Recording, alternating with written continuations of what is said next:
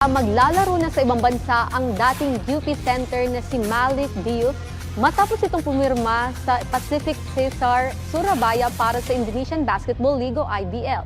Para sa detalye, narito ang report ng aking teammate at katabi na si Paulo Salamati.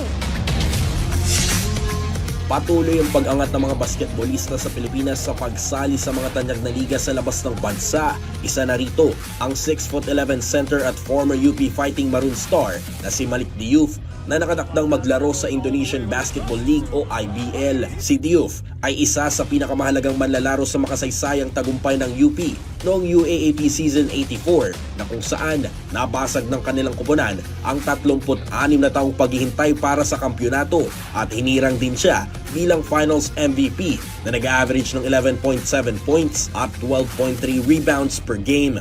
Sa sumunod na season, nanalo rin si Diouf ng Season MVP Award habang sa Season 86 naman ay muli siyang napili sa mythical team para sa kanyang huling taon sa UAAP. Sa kabila ng kanyang kahusayan, natapos ang UP bilang runner-up sa Ateneo at Lasal noong Season 85 at 86 bago nakamit ang kanilang title redemption sa Season 87 na kung saan nakitaan din ang presensya si Diouf bilang tagapayo mula sa bench. Matapos ang kanyang UAAP career, pinangunahan ni Diouf ang Zamboanga Valiente sa tagumpay nito sa The Asian Tournament ngayong taon.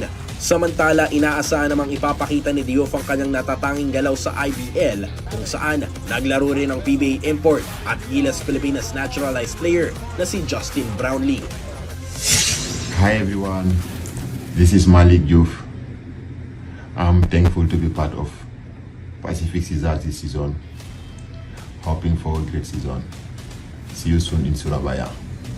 Let's go. Paulo Salamatin para sa Pambansang TV sa Bagong Pilipinas.